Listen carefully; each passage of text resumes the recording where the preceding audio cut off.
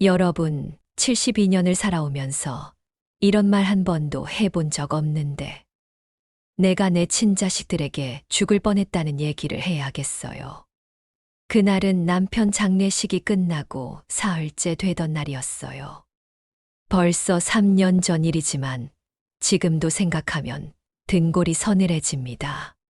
큰아들 현수가 서류 뭉치를 들고 나타났을 때 난 아무 생각 없이 펜을 들었어요. 50년을 함께 산 남편이 죽었는데 머릿속이 하얗게 비어 있었거든요. 보험금 처리한다고, 진명에 이전한다고 하더라고요. 며느리 소연이는 눈물까지 흘리면서 자기들이 다 알아서 하겠다고 했어요. 그런데 이상했어요. 왜 이렇게 급하게 처리하려고 하는 걸까? 남편이 죽은 지 사흘밖에 안 됐는데 말이에요. 하지만 그땐 슬픔에 잠겨서 깊이 생각하지 못했어요.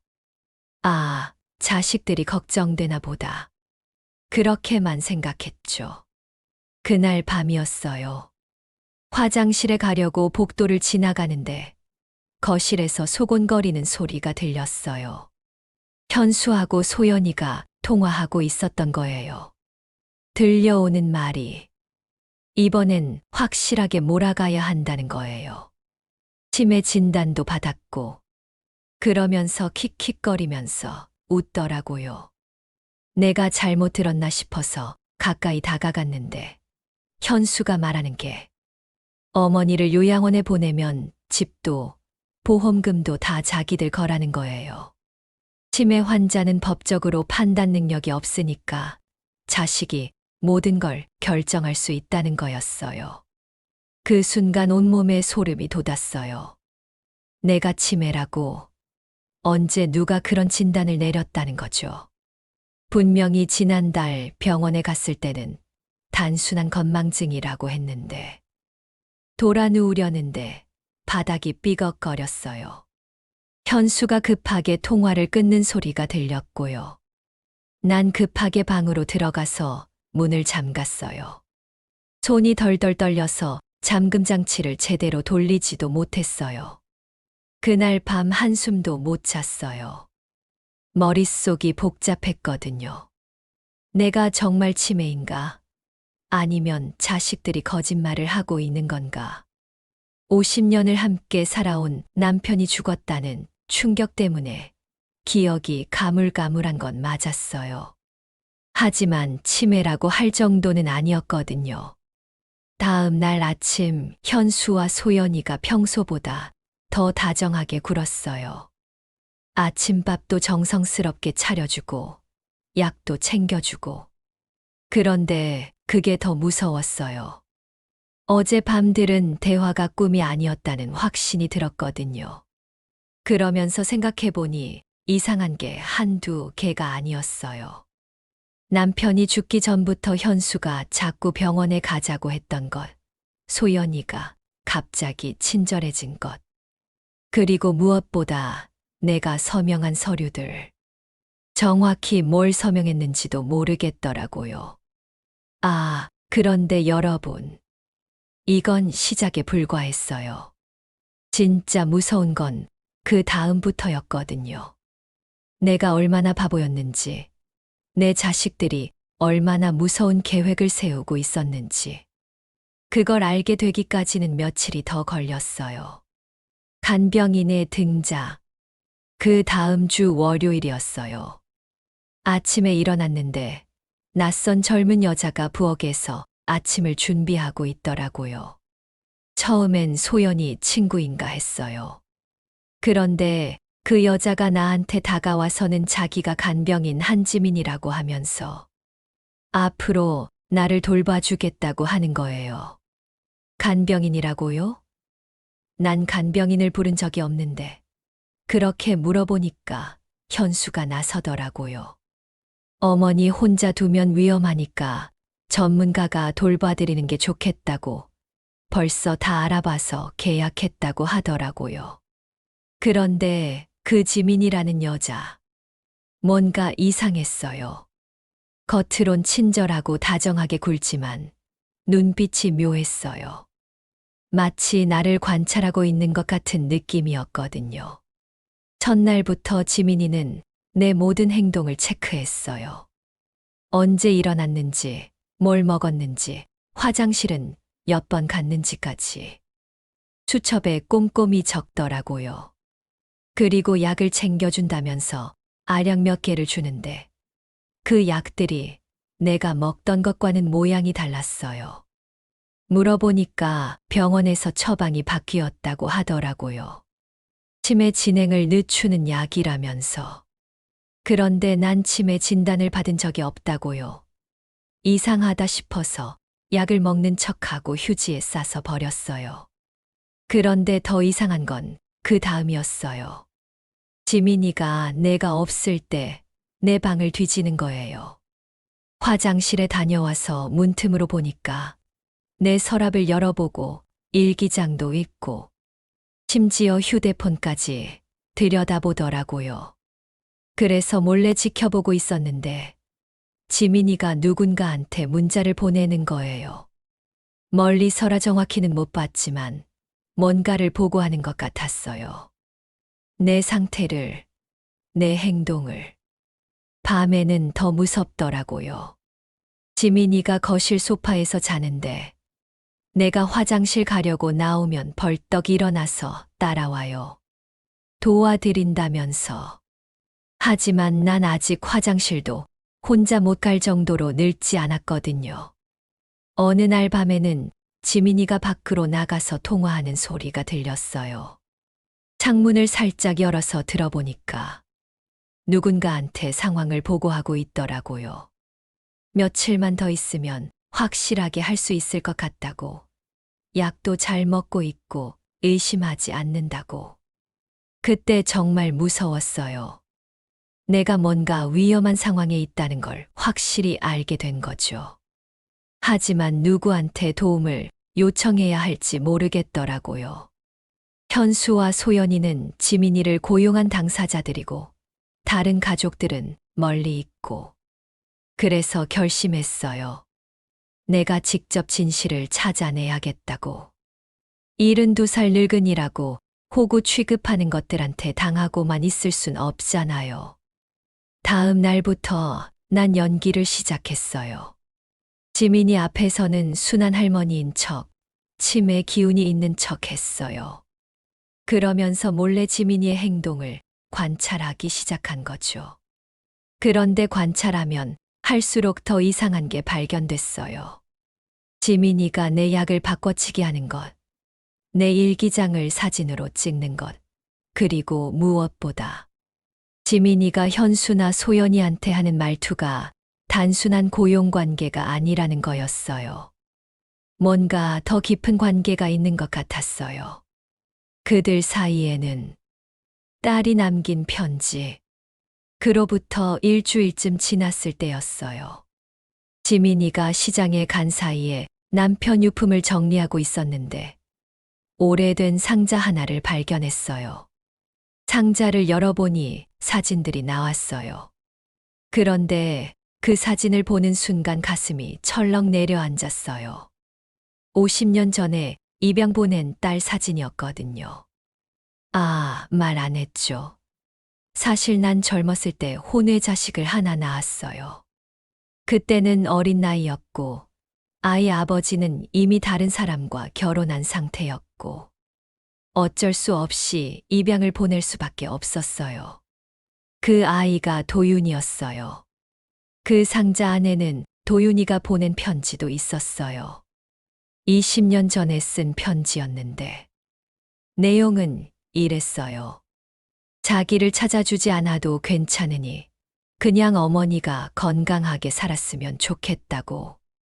언제라도 다시 만나고 싶다고. 그런데 연락처를 찾을 수 없어서 편지만 남긴다고. 편지를 읽으면서 눈물이 났어요. 그동안 도윤이를 얼마나 그리워했는지, 얼마나 미안했는지. 하지만 남편한테는 말할 수 없었거든요. 젊은 시절 실수를 평생 숨기고 살았어요. 그런데 편지를 다 읽고 상자를 정리하려는데 뒤에서 인기척이 느껴졌어요. 돌아보니 지민이가 서 있더라고요. 언제 들어왔는지도 모르게. 지민이가 웃으면서 묻더라고요. 뭘 보고 계시냐고. 난 당황해서 그냥 남편 유품이라고 했는데 지민이 눈빛이 이상했어요. 마치 내가 뭔가 중요한 걸 발견한 걸 아는 것 같은. 그날부터 지민이가 더 꼼꼼히 나를 감시하기 시작했어요. 화장실 갈 때도 따라오고, 방 정리할 때도 옆에 있고, 심지어 내가 뭔가를 찾는 것 같다면서 도와준다고 하더라고요. 하지만 난 이미 중요한 단서를 찾았어요. 그 편지에 있던 도윤이의 필체. 어디서 본 것 같은 느낌이 들었거든요. 분명히 최근에 본 적이 있는 필체였어요. 그런데 도대체 어디서 봤을까?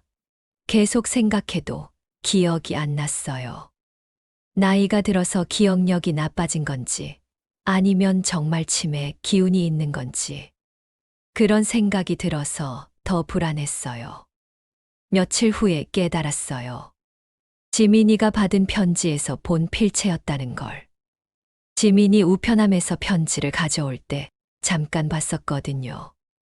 그 편지의 필체가 도윤이 필체와 똑같았어요. 그때부터 의심이 들기 시작했어요. 혹시 지민이와 도윤이 사이에 어떤 연관이 있는 건 아닐까? 50년 전에 입양 보낸 내 아들이 지금 이 상황과 관련이 있는 건 아닐까? 하지만 확신할 순 없었어요. 그저 추측일 뿐이었거든요. 그래도 한 가지는 확실했어요. 내 주변에서 일어나는 모든 일들이 우연이 아니라는 것. 누군가 치밀하게 계획한 일이라는 것 말이에요. 그리고 그 계획의 중심에는 분명히 내가 과거에 저질렀던 일, 도윤이를 버린 일이 있을 거라는 생각이 들었어요. 50년이 지나서 그 죗값을 치르는 건가 싶어서. 밤에 잠이 안 올 정도로 무서웠어요. 소녀의 속삭임. 그런 날들이 계속되던 어느 날, 뜻밖의 도움이 나타났어요. 바로 10살 손녀 세아였어요. 세아는 평소에도 영리한 아이였는데, 어른들 대화를 유심히 듣고 있었던 것 같아요. 그날은 지민이가 잠깐 외출한 사이에 세아가 내 방으로 와서는 작은 목소리로 속삭이더라고요. 할머니한테 비밀 얘기가 있다고.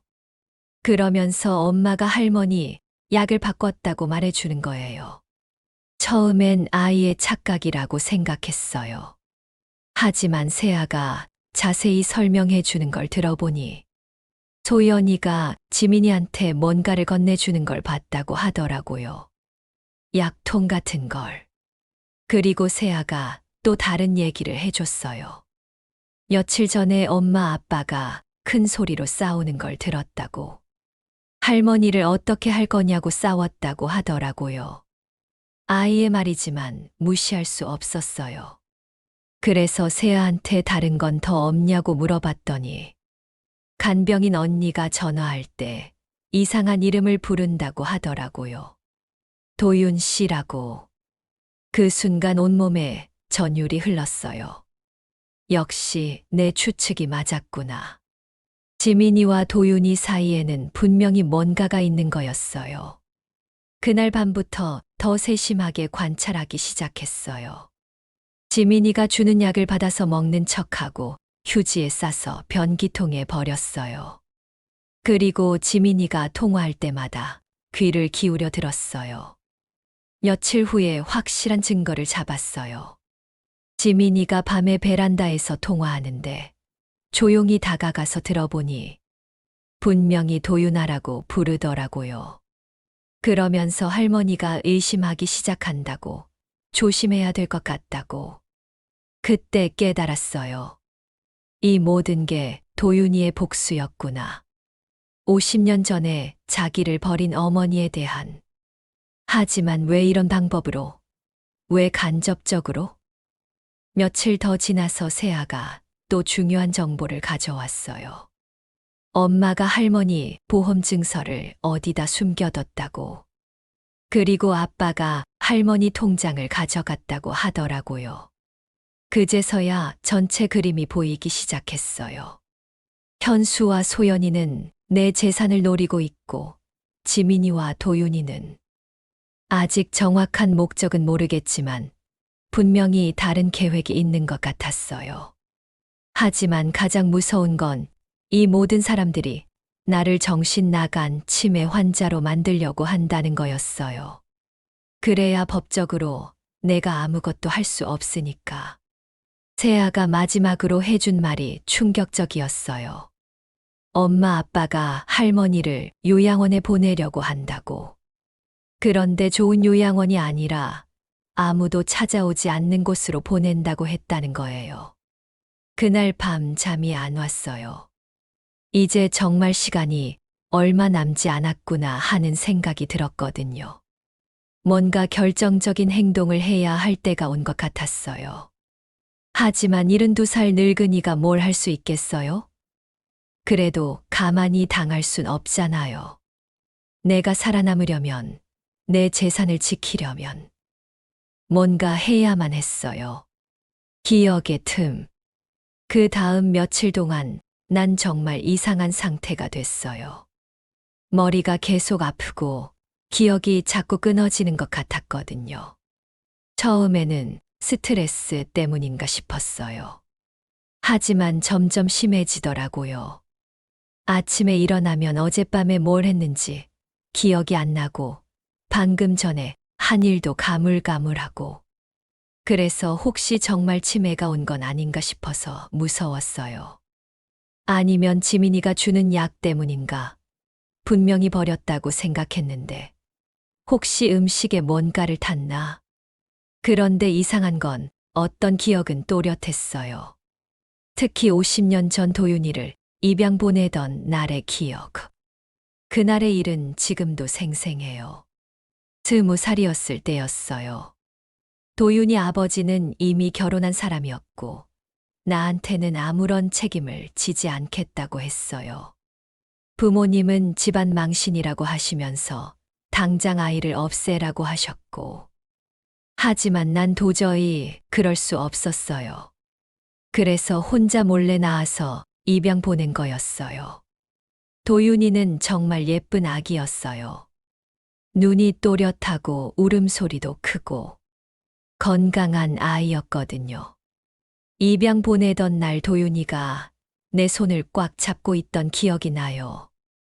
마치 가지 말라고 하는 것 같아서. 그때 정말 많이 울었어요. 하지만 어쩔 수 없었어요. 내가 키울 형편도 안 됐고 주변 시선도 견디기 어려웠고 그 후로 평생 죄책감에 시달렸어요. 도윤이가 잘 자라고 있는지 행복하게 살고 있는지 궁금했지만 찾을 수도 없었어요. 입양 당시에 비밀 입양이었거든요. 그런데 이상했어요. 기억이 흐릿한 상황에서도 도윤이에 대한 기억만큼은 더 선명해지는 거예요. 마치 뇌가 중요한 걸 지키려고 하는 것 같았어요. 어느 날은 꿈에 어린 도윤이가 나타났어요. 그런데 꿈속에서 도윤이가 이렇게 말하더라고요. 엄마, 왜 날 버렸어요? 난 엄마가 필요했는데. 꿈에서 깨고 나서 한참 울었어요. 그리고 문득 깨달았어요. 혹시 지금 내 주변에서 일어나는 일들이 정말 도윤이의 복수인 건 아닐까? 50년 만에 나타나서. 그때 또 다른 기억이 떠올랐어요. 몇 년 전에 누군가가 집 앞에서 나를 지켜보고 있었던 일. 그때는 그냥 지나치는 사람인 줄 알았는데 지금 생각해보니 뭔가 의도가 있었던 것 같아요. 그리고 남편이 죽기 몇 달 전부터 이상한 전화들이 걸려왔던 것도 기억났어요. 받으면 아무 말 없이 끊어지는 전화. 그때는 장난 전화인 줄 알았는데 점점 퍼즐 조각들이 맞춰지는 것 같았어요. 도윤이가 나를 찾았고 복수를 계획했고 그 계획에는 현수와 소연이도 포함되어 있는 거였어요. 하지만 아직도 의문인 게 있었어요. 도윤이가 정말 나를 해치려고 하는 건가? 아니면 다른 목적이 있는 건가? 그리고 현수와 소연이는 도윤이와 한편인가? 아니면 각자 다른 계획을 세우고 있는 건가? 머리가 너무 복잡했어요. 그래서 결심했어요. 더 이상 당하고만 있지 말고 내가 직접 진실을 밝혀내겠다고. 72살이라고 해서 호구는 아니거든요. 위조된 진단서. 그 다음 날부터 나는 본격적인 수사를 시작했어요. 먼저 내 치매 진단에 대해 확인해 보기로 했어요. 지민이가 시장에 간 사이에 숨겨둔 휴대폰으로 병원에 전화를 걸었어요. 그런데 병원에서 확인해 준 내용이 충격적이었어요. 내 진료 기록을 보니 단순한 건망증 진단만 있을 뿐 치매 진단은 아예 없다는 거예요. 더군다나 정신과 진료를 받은 적도 없고 치매 검사를 한 적도 없다고 하더라고요. 그럼 현수와 소연이가 제출했다는 치매 진단서는 뭔가요? 가짜라는 얘기잖아요. 바로 그날 오후에 확인할 기회가 생겼어요. 현수가 서류 정리한다면서 가져온 파일을 몰래 봤거든요. 그 안에 내 치매 진단서가 들어 있었는데 병원 이름부터 이상했어요. 내가 다니는 병원이 아니라 처음 보는 병원이었거든요. 그리고 의사 이름도 진료 날짜도 모든 게 거짓이었어요. 더 충격적인 건 그 다음에 발견한 서류였어요. 청년 후견인 신청서였어요. 현수가 내 법정 후견인이 되겠다는. 치매 환자는 법적 판단 능력이 없으니까 아들이 모든 재산을 관리하겠다는 거였어요. 그제서야 전체 그림이 보였어요. 이 모든 게 내 재산을 가로채기 위한 치밀한 계획이었구나. 가짜 치매 진단서로 나를 무능력자로 만들고 법적으로 내 재산을 빼앗으려고 한 거였어요. 그런데 한 가지 더 이상한 게 있었어요.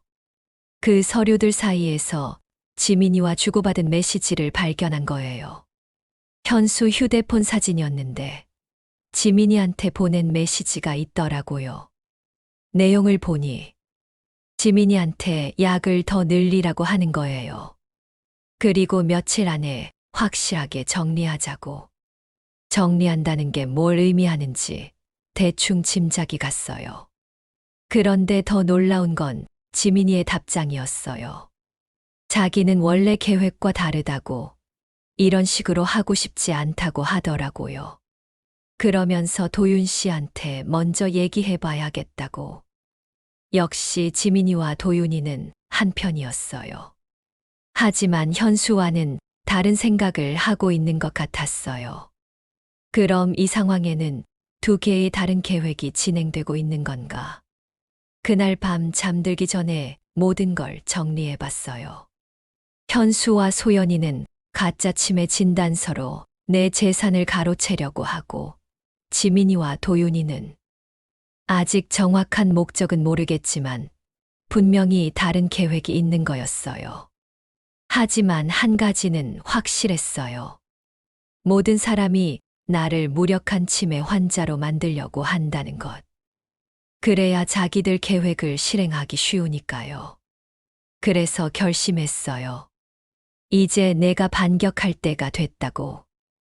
72살 늙은이라고 그냥 당하고만 있을 순 없잖아요. 다음 날부터 나는 모든 걸 녹음하기 시작했어요. 숨겨둔 휴대폰으로 지민이와 현수, 소연이의 대화를 몰래 녹음하기 시작한 거예요. 증거를 모아야 했거든요.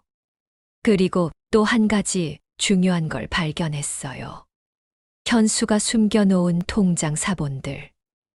내 이름으로 된 계좌에서 이미 큰 돈이 빠져나가고 있었어요. 내가 모르는 사이에 말이에요. 이제 정말 시간이 없다는 걸 깨달았어요. 하루빨리 행동에 나서야 했어요. 침묵하는 손녀. 그 다음 며칠 동안 세아의 모습이 이상했어요. 평소에 활발하던 아이가 갑자기 말이 없어지고 나를 피해 다니기 시작했거든요. 처음에는 아이가 감기라도 걸린 건가 싶었어요. 하지만 새아의 표정을 보니 그게 아니었어요. 뭔가 무서워하고 있었어요. 며칠 후에 이유를 알게 됐어요. 새아가 부모님 싸우는 소리를 들었던 거예요. 그것도 내 얘기로 싸우는 걸. 어느 날 밤, 새아가 조용히 내 방문을 두드렸어요. 들어와서는 작은 목소리로 속삭이더라고요. 할머니한테 말해야 할 게 있다고. 며칠 전에 엄마 아빠가 큰 소리로 싸우는 걸 들었다고 하더라고요. 할머니를 어떻게 할 거냐고 싸웠다고. 새아가 들은 내용이 충격적이었어요. 현수는 빨리 요양원에 보내자고 했고, 소연이는 그러면 나중에 문제가 될 수 있다고 했다는 거예요. 그러면서 좀 더 확실한 방법을 찾아야 한다고. 그리고 새아가 또 다른 얘기를 해줬어요. 간병인 언니가 엄마한테 화를 냈다고. 자기는 이런 일 할 생각 없었다고. 그냥 할머니를 돌봐드리는 줄 알았다고 하면서. 아, 그리고 가장 중요한 얘기. 새아가 간병인 언니 방에서 이상한 사진을 봤다고 하더라고요. 할머니 어렸을 때 사진이랑 비슷한 사람 사진이라고. 그때 확신했어요. 지민이는 정말 도윤이와 관련이 있구나. 그리고 지민이도 이 계획에 완전히 동의하는 건 아니구나. 새아가 마지막으로 한 말이 가슴을 찌르더라고요. 자기는 할머니가 무서운 곳에 가는 걸 원하지 않는다고. 할머니가 유일하게 자기 편이라고. 그날 밤 새아를 안아주면서 많은 생각이 들었어요. 이 어린 아이까지 이런 무서운 상황에 휘말리게 하다니. 어른들이 정말 이기적이구나 싶었어요. 그리고 결심했어요. 새아를 위해서라도 이 상황을 끝내야겠다고. 더 이상 이 집에 있으면 안 되겠다고. 하지만 어떻게 나갈 수 있을까요? 지민이는 24시간 나를 감시하고 있고, 현수와 소연이는 내가 혼자 외출하지 못하게 하고 있고, 그러던 중에 기회가 왔어요. 현수와 소연이가 중요한 일이 있다면서 하루 종일 외출한다고 하더라고요. 지민이만 집에 남는다고. 이때다 싶었어요. 지민이 혼자 있을 때 진실을 확인해 봐야겠다고 생각했거든요. 지민이가 정말 도윤이와 어떤 관계인지, 그리고 진짜 목적이 뭔지. 새아가 학교에 간 후 지민이와 단둘이 남았을 때 기회가 왔어요. 지민이가 빨래를 널러 베란다에 나간 사이에 지민이 방을 뒤져봤거든요.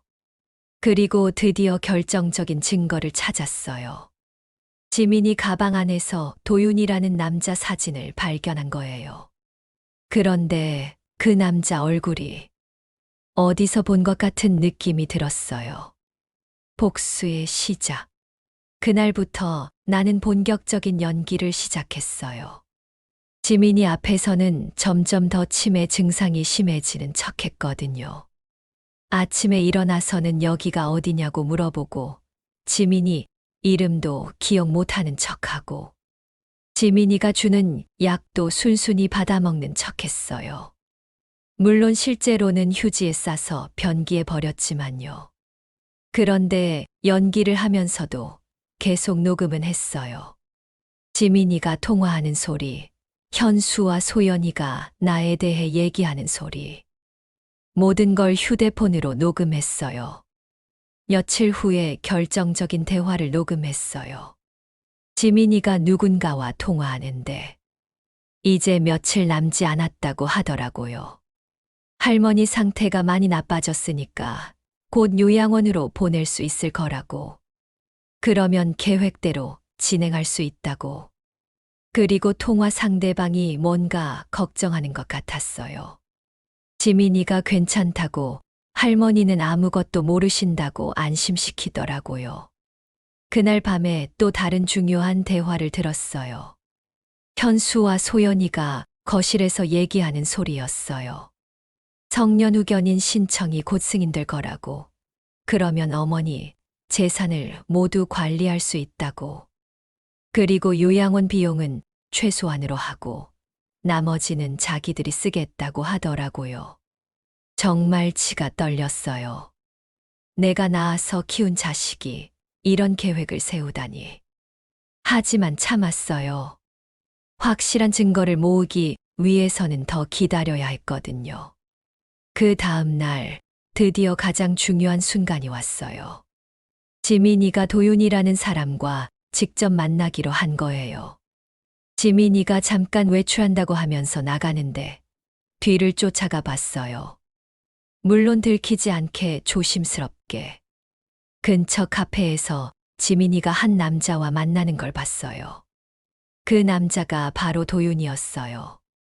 멀리서 봐도 내 혈육이라는 걸 알 수 있었거든요. 젊었을 때 내 모습과 너무 닮았어요. 그들의 대화를 정확히 들을 수는 없었지만 분위기로 봐서는 뭔가 의견이 안 맞는 것 같았어요. 지민이가 화를 내는 것 같았고 도윤이는 고개를 떨구고 있었어요. 집에 돌아와서 지민이 표정을 보니 뭔가 결심한 것 같았어요. 그날부터 지민이가 더 적극적으로 나를 통제하기 시작했거든요. 외출은 절대 안 된다고 하고 전화도 받지 못하게 하고 심지어 세아와 대화하는 것도 제한하기 시작했어요. 그때 깨달았어요. 이제 정말 마지막 단계에 들어선 거구나. 더 이상 기다릴 수 없겠다고 생각했어요. 그날 밤 모든 녹음 파일을 외부로 전송했어요. 멀리 사는 조카한테 보냈거든요. 혹시 내게 무슨 일이 생기더라도 증거는 남겨야 했으니까요. 그리고 결심했어요. 내일 밤에 이 집을 나가겠다고. 더 이상 이런 상황을 참을 수는 없었어요. 가면이 벗겨지다. 그 다음 날 오후 예상치 못한 일이 벌어졌어요. 지민이가 갑자기 울음을 터뜨린 거예요. 처음에는 무슨 일인가 싶었는데 지민이가 내 앞에 무릎을 꿇고 앉더니 모든 걸 고백하기 시작했어요. 자기가 거짓말을 했다고. 처음부터 간병인이 아니었다고 하더라고요. 도윤 씨의 부탁으로 온 거라고. 그리고 충격적인 진실을 털어놨어요. 도윤이가 바로 할머니가 50년 전에 입양 보낸 아들이라는 것. 그동안 할머니를 찾고 있었다는 것. 하지만 도윤이의 목적은 복수가 아니었다고 하더라고요. 처음에는 분노와 원망이 있었지만 할머니의 삶을 지켜보면서 마음이 바뀌었다는 거예요. 그런데 현수와 소연이가 할머니를 해치려는 계획을 알게 됐고 그걸 막으려고 지민이를 보낸 거라고. 할머니를 보호하기 위해서였다는 거예요. 지민이가 울면서 말하는 게 자기도 처음에는 단순히 할머니 상태를 보고하는 일인 줄 알았다고 해요. 그런데 현수와 소연이가 자기한테 이상한 약을 주면서 할머니한테 먹이라고 했다는 거예요. 그 약이 뭔지 물어보니 정신을 흐리게 하는 약이었다고 하더라고요. 치매 증상을 악화시키는. 그래서 지민이가 거부했는데 현수가 협박을 했다는 거예요. 도윤이의 정체를 알고 있으니까 경찰에 신고하겠다고. 그래서 어쩔 수 없이 약을 받았지만 실제로는 할머니한테 주지 않았다고 하더라고요. 그리고 지민이가 보여준 게 있었어요. 자기 휴대폰에 저장된 현수와 소연이의 대화 녹음이었어요. 할머니를 어떻게 처리할 건지에 대한 구체적인 계획들. 들어보니 정말 소름 끼쳤어요. 가짜 치매 진단서로 요양원에 보낸 다음 면회도 차단하고 연락도 끊어서 서서히. 그런 계획이었어요. 지민이가 마지막으로 한 말이 가슴을 울렸어요. 도윤 씨가 정말 할머니를 보고 싶어 한다고. 하지만 50년 전 일로 상처받은 게 너무 커서 직접 나타날 용기가 없다고. 그래서 지민이를 통해서라도 할머니가 안전한지 확인하고 싶어 했다는 거예요. 복수가 아니라 보호하려고 했던 거라고. 그때 깨달았어요. 내가 잘못 생각했구나. 도윤이는 나를 원망하지만 그래도 엄마로 생각하고 있었구나. 50년이 지났지만 여전히 지민이한테 물어봤어요. 그럼 도윤이는 지금 어디 있냐고. 나를 만나고 싶지 않냐고. 지민이가 말하기를. 도윤 씨는 지금 이 근처에서 할머니를 지키고 있다고 하더라고요. 혹시 현수와 소연이가 강제로 할머니를 데려가려고 하면 막으려고. 그 순간 정말 복잡한 감정이 들었어요. 미안함, 고마움, 그리고 50년 만에 아들을 만날 수 있다는 기대감. 모든 게 섞여서 눈물이 났어요. 하지만 아직 상황이 끝난 건 아니었어요. 현수와 소연이는 여전히 위험한 계획을 진행하고 있었거든요. 이제 진짜 결단을 내려야 할 때였어요. 고발. 그날 밤 나는 모든 걸 결정했어요. 더 이상 숨어 있을 수 없었거든요. 지민이와 함께 경찰서에 갔어요. 그동안 모은 모든 증거를 가지고 녹음 파일, 가짜 진단서, 현수가 숨긴 서류들, 그리고 지민이의 증언까지. 경찰관이 처음에는 가족 간의 단순한 갈등인 줄 알았어요. 하지만 증거들을 보여주니까 표정이 심각해지더라고요. 특히 가짜 치매 진단서와 성년 후견인 신청서를 보고는 이건 명백한 사기라고 하더라고요. 그리고 내가 모르는 사이에 통장에서 돈이 빠져나간 것도 횡령이라고. 경찰이 바로 수사에 착수했어요. 그날 밤에 현수와 소연이를 긴급 체포했거든요. 체포 현장을 직접 보지는 못했지만 나중에 들은 얘기로는 현수와 소연이가 서로 책임을 떠넘기느라 난리였다고 해요. 현수는 소연이가 시킨 일이라고 했고, 소연이는 현수가 먼저 계획했다고 했고, 정말 추한 모습이었다고 하더라고요. 경찰 조사에서 모든 진실이 밝혀졌어요. 현수와 소연이가 몇 달 전부터 계획한 일이었던 거예요. 남편이 죽으면 유산이 나한테 다 넘어오니까 나를 무능력자로 만들어서 가로채려고 한 거였어요. 가짜 병원에 돈을 주고 진단서를 위조한 것, 내 통장에서 몰래 돈을 빼간 것, 그리고 지민이한테 이상한 약을 주려고 한 것까지. 모든 게 계획적인 범행이었어요. 하지만 다행히 지민이가 양심을 지켰고 도윤이가 나를 보호하려고 했기 때문에 큰 피해 없이 진실을 밝힐 수 있었어요. 경찰서에서 조사받을 때 현수를 마주쳤어요. 그때 현수가 하는 말이 자기도 어쩔 수 없었다고, 빚이 너무 많았다고 변명하더라고요. 하지만 난 더 이상 들어주고 싶지 않았어요. 돈이 필요하면 솔직히 말했어야죠. 왜 엄마를 속이고 엄마를 해치려고 했어요? 소연이는 아예 나와 눈도 마주치지 않았어요. 그저 고개만 숙이고 있더라고요. 그런 모습을 보니까 화가 나면서도 한편으로는 허탈했어요. 내가 그렇게 못된 시어머니였나? 그래서 이런 일을 당해도 싸다고 생각한 건가? 여러 가지 생각이 들어서 마음이 복잡했어요. 하지만 한 가지는 확실했어요. 더 이상 이런 사람들과 함께 살 수는 없다는 것. 가족이라는 이름으로 나를 해치려고 한 사람들과는.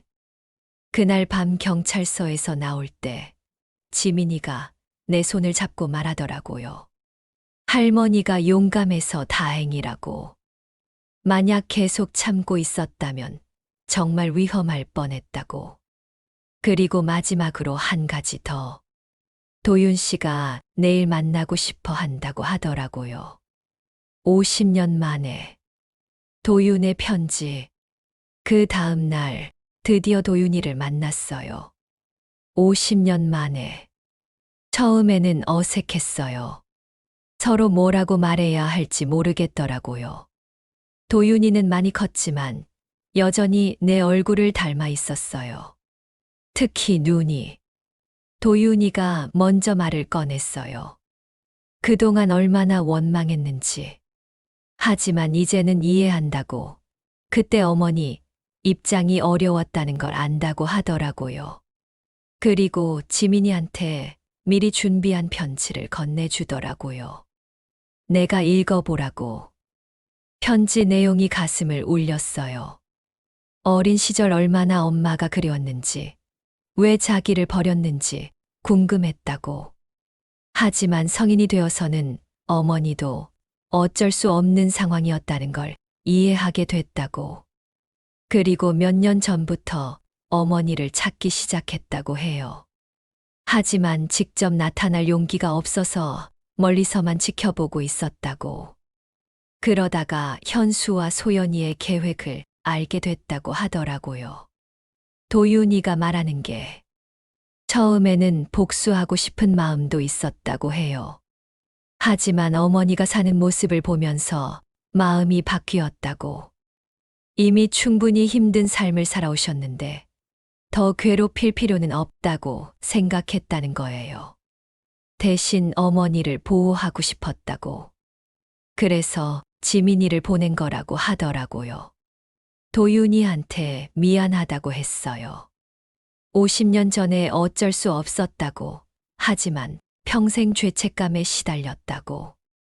그리고 이제라도 만날 수 있어서 다행이라고. 도윤이도 울었어요. 그동안 얼마나 엄마가 보고 싶었는지.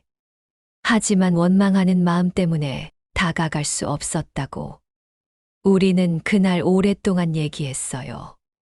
50년 동안 못다 한 얘기들을. 도윤이의 어린 시절, 내가 모르는 사이에 겪었던 일들, 그리고 서로에 대한 그리움. 도윤이가 말하더라고요. 이제 어머니를 제대로 보살펴 드리고 싶다고. 50년 늦었지만 효도하고 싶다고. 하지만 난 그럴 필요 없다고 했어요. 도윤이는 도윤이 인생을 살아야 한다고.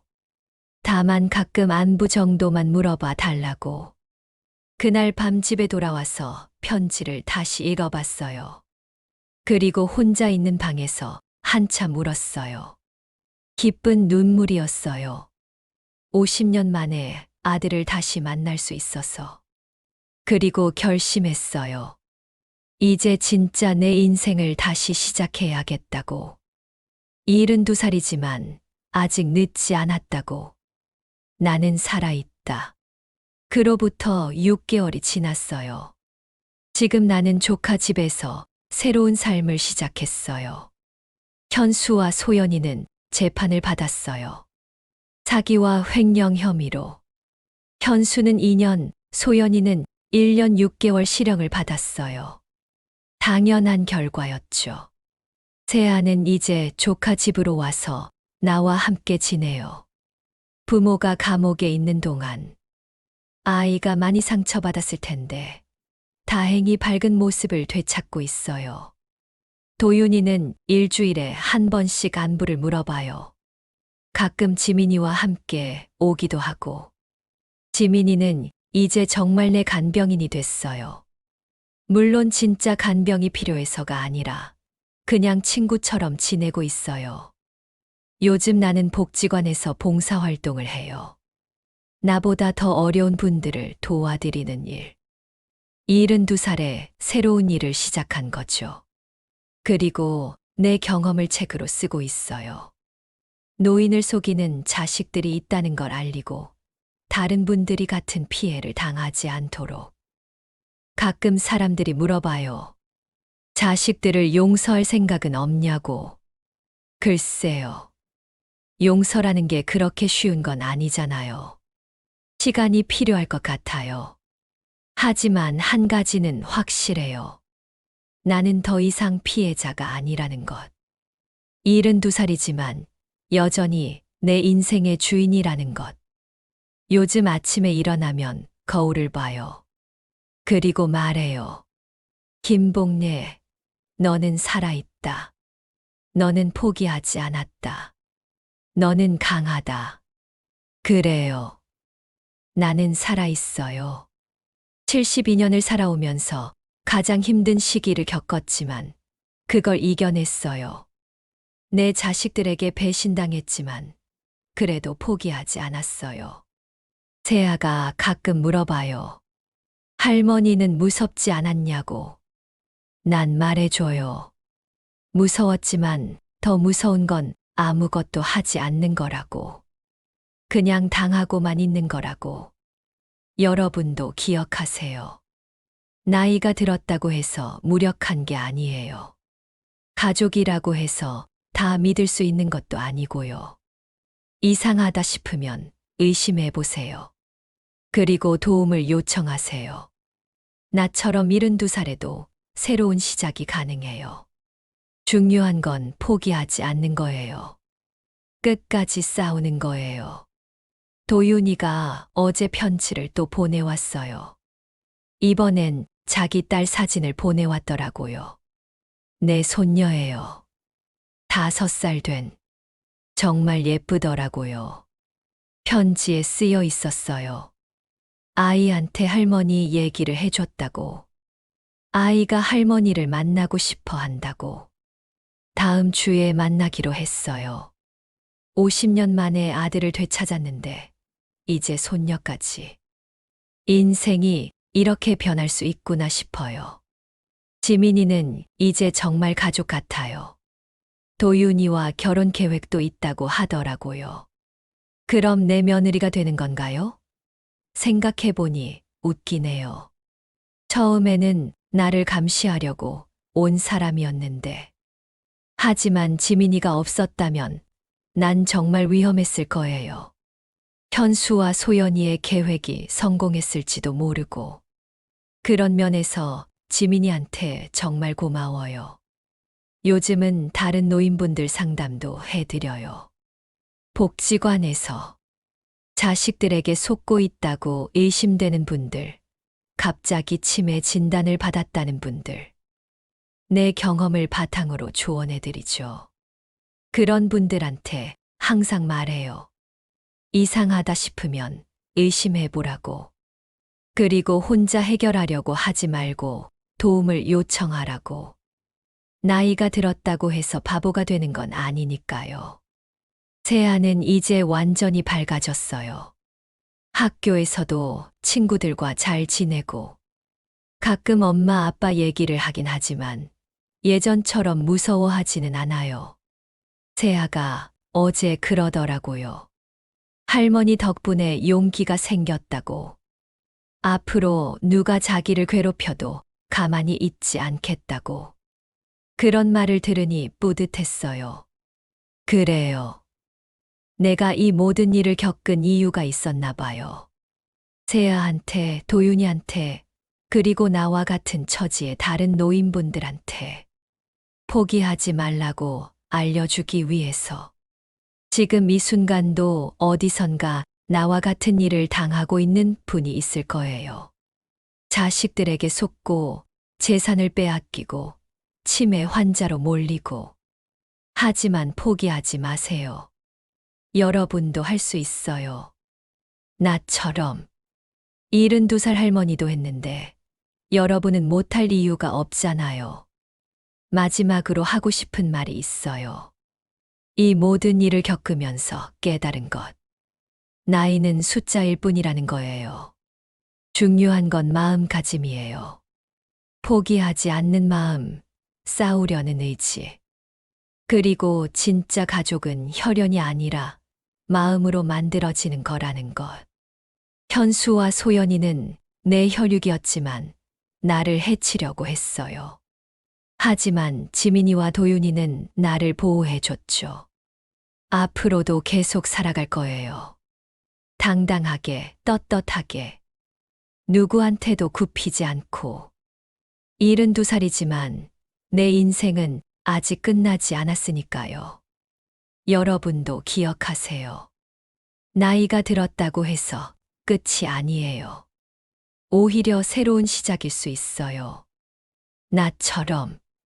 김복래, 72세.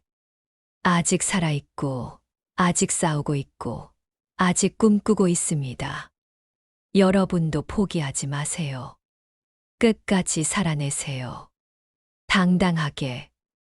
그것이 바로 진짜 승리니까요. 여러분, 김복래 할머니의 이야기 어떠셨나요? 마지막까지 들어주셔서 정말 고맙습니다. 72살에도 포기하지 않고 당당하게 싸운 복래 할머니처럼 우리 모두도 어려운 일이 있어도 용기 내서 이겨나갔으면 좋겠어요. 나이는 정말 숫자일 뿐이니까요. 혹시 주변에 비슷한 일을 겪고 계신 분이 있으시다면 꼭 도움을 요청하시라고 전해주세요. 혼자 끙끙 앓지 마시고요. 오늘 이야기가 도움이 되셨다면 좋아요 버튼 한번 눌러주시고 구독도 꾹 눌러주세요. 앞으로도 여러분 인생에 힘이 되는 이야기들로 찾아뵐게요. 그럼 다음 이야기에서 또 만나요. 모두 건강하시고 행복하세요.